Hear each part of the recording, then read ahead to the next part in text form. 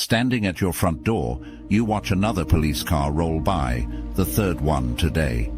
Your neighbors peek through curtains, phones ready to record the next episode of this twisted theater. And the whispers have turned into headlines, social, media storms, and concerned messages from people who never cared before. Their desperate attempts to paint you as unstable have backfired spectacularly, exposing their own unhinged obsession with destroying your peace. But you're collecting evidence, documenting patterns, and watching them tangle themselves in contradictions that would make a spy novelist blush. The community sees it now. They're the psychos targeting you. At first, they had everyone fooled, and their words were polished, their lies seamless, their deception so smooth it slid into people's minds like a whisper in the dark. And people believed them. On you were the villain, the one to be watched, the one to be whispered about in hushed conversations, behind closed doors. They built the illusion carefully, layer upon layer of slander, twisting every truth until nothing remained but the image they wanted people to see. But illusions don't last forever, and the cracks are forming. And first, it's just a flicker of doubt in someone's eyes, a passing thought, a moment where the puzzle pieces don't quite fit. And then the whispers begin. And didn't they say something different last time? Nah. Why do they bring this up so often? Nah. Why does it feel off? Nah. The doubt spreads, slowly, silently, until it can't be ignored anymore.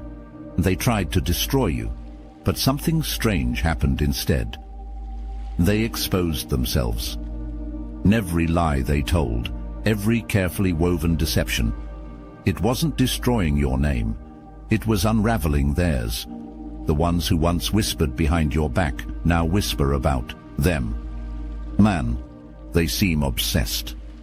Man, why do they care so much? None. Something's not right here.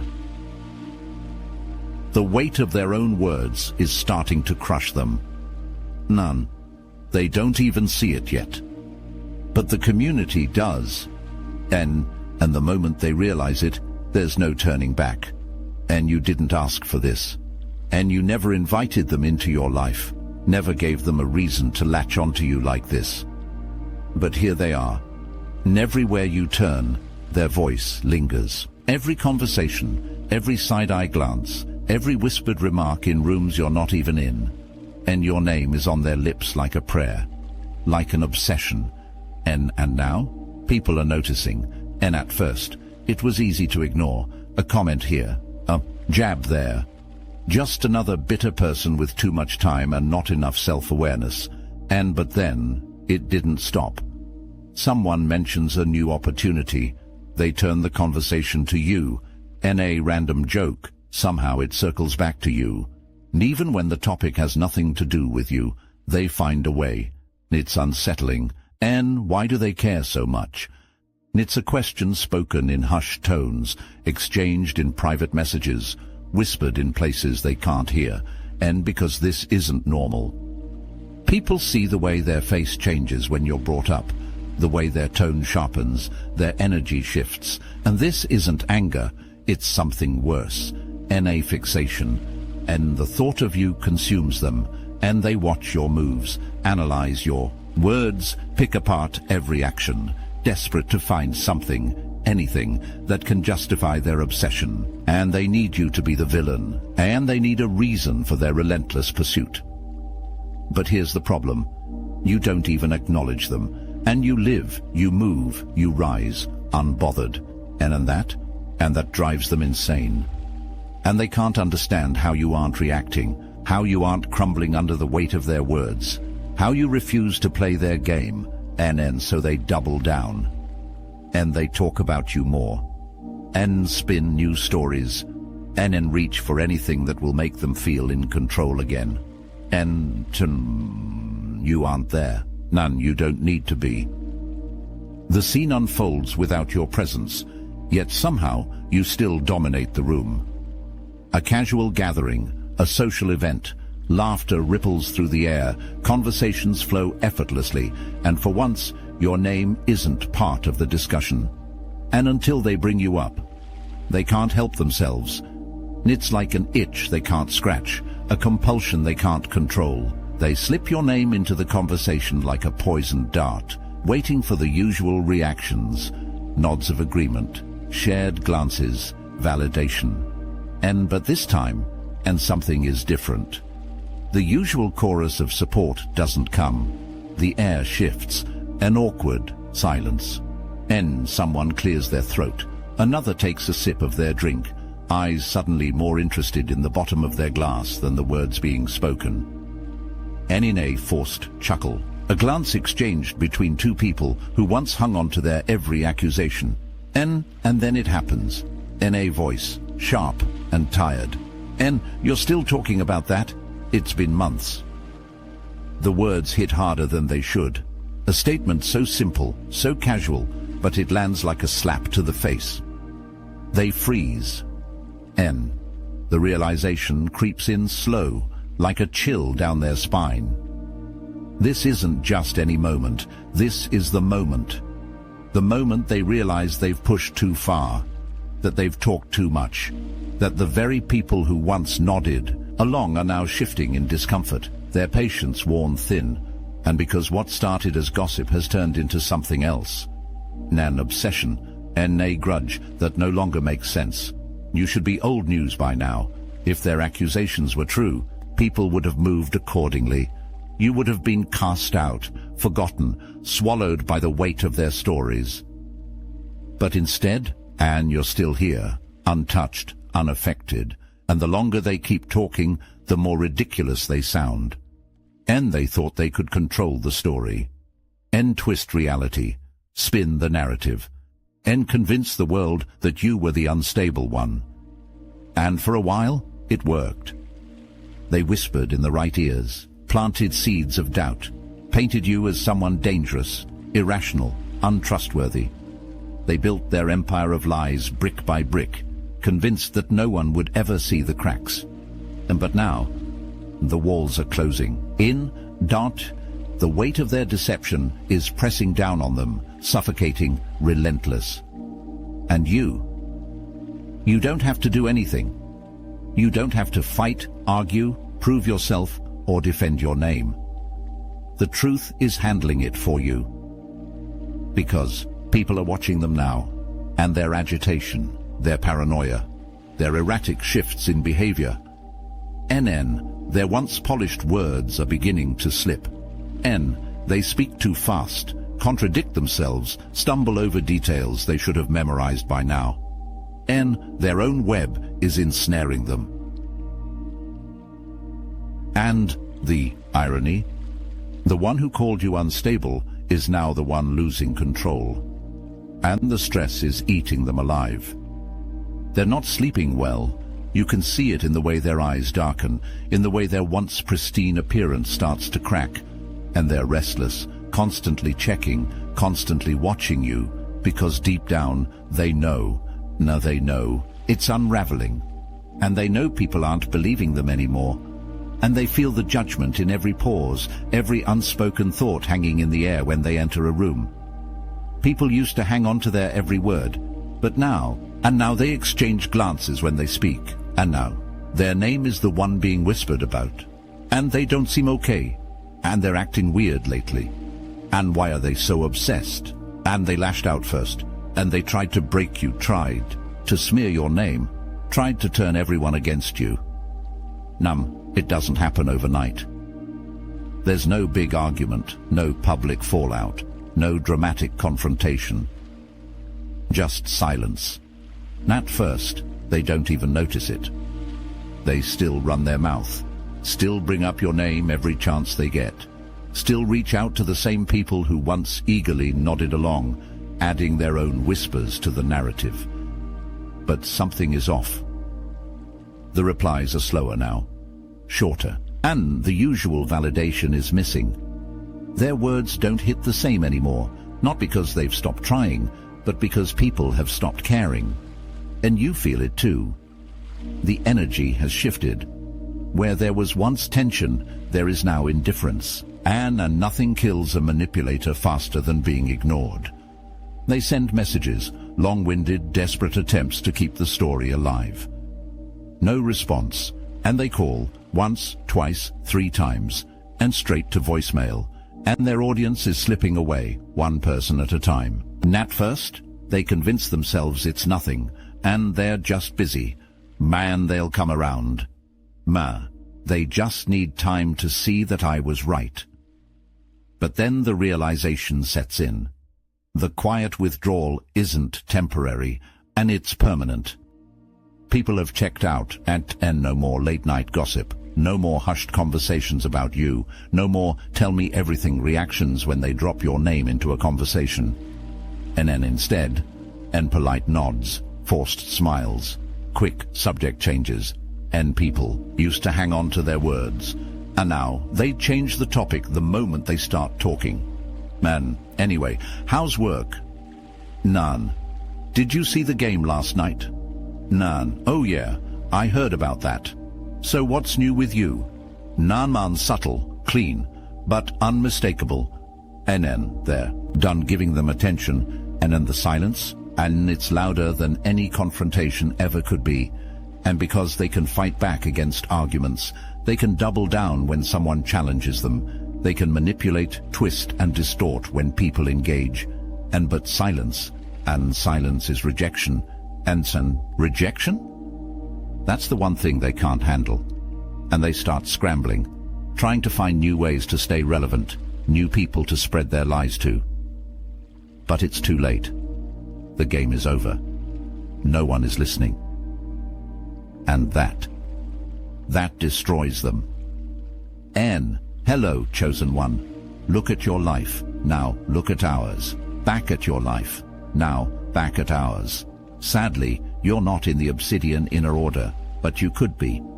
And picture this. Weekly group calls with 450 plus chosen ones, recorded and available anytime for your enlightenment. Our private Discord? It's not just active. It's alive, buzzing with ideas, breakthroughs, and that unstoppable chosen energy. Oh, and for you romantics out there, welcome to Chosen Singles, where soulmates meet under cosmic alignments, not cheap pickup lines. And if that's not enough, Star Chamber members unlock exclusive interviews with bona fide targeted individuals who've faced the darkest trials and survived to tell the tale. Plus our video specials. Too bold, too raw, too spicy for YouTube. This isn't just a community, it's a revolution of soul and spirit. Look at your DMs, now back at me. The link to join, it's in the description. Don't just swipe right on destiny, claim it. The Obsidian Inner Order. Smell like ascension, feel like magic, live like a chosen one. None. They spoke your name like it was cursed, laced it with venom, dragged it through every conversation they could. And they wanted people to despise you, and to fear you, and to question you, and to turn against you. But the opposite happened. The more they talked, the more people saw through them. And at first, it was subtle. And in a few quiet doubts, a few hesitant glances, and people listened, but something didn't feel right. Why do they keep bringing this up? If they've moved on, why are they still talking about it? If this person is really so bad, why do they seem so unbothered? And then the realization hit. The obsession wasn't coming from you, and it was coming from them, and an obsession. That's never a good look. So people started paying attention, not to the words they were spewing, but to you. To how you carried yourself, and to how you never retaliated, and to how you never begged for acceptance, never scrambled to clear your name, never let their slander shake you, and to how you just kept going. And that's when respect started to shift. And because resilience is power, and yours is undeniable. And you never needed to scream for people to see the truth, and you never had to convince anyone of your worth. And you never had to play their game, and your strength spoke for itself. And now, your name carries weight. Not because of their attacks, but because of how you handled them. Your energy became legendary. People talk about you, but not in the way they intended. Instead of whispers of doubt, there are murmurs of admiration. And they tried everything, and it still didn't break them. If this person is that obsessed with them, maybe they're the problem, not the chosen one. If they can endure all that and still rise, maybe they really are different, and the one they tried to destroy became the one people look up to. And the more they try to bury you, the higher you climb. They wanted to make you unworthy of respect, and instead they made you unforgettable. And they thought they had loyalty, and they thought the people around them would never turn on them, and they thought they had convinced everyone to see you the way they wanted you to be seen. But now they are the ones being questioned. It starts small. Hesitation in conversation. A subtle shift in body language. A friend who once eagerly gossiped now falls silent when your name is mentioned, and then the distancing begins. The same people who once fed into their lies, entertained their slander, laughed at their remarks, now, and they don't engage, and they change the subject, and they start to pull away, and because something doesn't feel right anymore, and they're starting to wonder, what if I'm next? What if they turn on me the way they turned on them? And that thought sinks its claws deep. And because they've seen it firsthand. They've watched this person rip someone apart with no remorse. They've watched them obsess, rant, repeat the same accusations like a broken record. They've watched them refuse to move on, refuse to let go, refuse to stop talking about you. And now they're starting to wonder, and if they could do it to them, what's stopping them from doing it to me? And that's when the fear kicks in. And the people they once called allies, now avoiding them. The friends who once defended them, now questioning everything. No one wants to be the next target. No one wants to be the next name they obsess over. And when manipulators feel abandoned, when they feel their grip slipping, when they realize their circle is shrinking, and they panic, and they lash out, and they grasp at straws, trying to hold on to the very people slipping through their fingers. But it's too late. Because now they're the one being talked about. And now they're the one people are avoiding. And now they're the one everyone sees as dangerous. And the person they tried to destroy, and still standing, still thriving, still untouched. And you were never the problem. And now they finally know it. It was never just gossip, and never just slander, and never just some bitter person who didn't like you. Men know this has always been something deeper, something older, a war, a battle between light and darkness. And you were never just a person they envied, and you were never just a name they wanted to tarnish, and you are chosen, and chosen ones are always targeted. And because your presence alone disrupts their entire existence. At first, you couldn't understand it. Why do they hate me so much? What did I ever do to them? Why are they so obsessed? But now, you see it clearly. This was never about what you did, and it was about who you are. And they feel it, even if they can't explain it, and your energy unsettles them. And your light exposes what they tried to keep hidden, and your existence is a direct threat to everything they stand for. They see you and feel small, and they see you and feel powerless, and because deep down they know they cannot match you, and not in presence, and not in strength, and not in spirit. And so they tried to tear you down, and they thought they could ruin you with lies, thought they could make you doubt yourself, make you crumble, make you dim your own power just to make them comfortable. But that was their mistake, and they should have known. And you weren't sent here to blend in, and you weren't sent here to be small. And you were sent here to break illusions, to shift energy, to expose what's been lurking in the shadows. and now, and that truth is blazing. And it burns them, and because no matter how much they talk, plot, scheme or manipulate, and they will never be able to stop you, and they can hate you, and they can lie about you, and they can send attack after attack, and still you rise, and still you shine, and still you walk in the fullness of who you are. And because this isn't just their personal vendetta, and this isn't just a smear campaign, this isn't even about them anymore, and this is bigger, and this is spiritual, and that's why they will never win. And then it's happening, and slowly at first, then all at once. The grip they once had on people's minds, gone. The power they held through whispers and manipulation, fading, and they feel it. And the panic creeps in, because they spent so much time trying to control the narrative, trying to keep people locked into their version of reality, trying to keep you under their thumb. But the spell has broken. The lies aren't landing anymore. The fear they tried to instill in others, now turning back on them. And so, they do what manipulators always do when they realize they've lost control. And they spiral, and they lash out, and they make desperate moves. You see it happen in real time, and the calculated smears turn into wild accusations, and the subtle digs become full-blown rants, and the mask they wore for so long, cracking at the seams, and people used to listen, and used to nod along, and used to feed into the drama, but now they see it for what it really is. Pathetic. No one is interested in their endless stories about you. No one cares about their rehashed sob tales and twisted narratives. No one is giving them the energy they crave.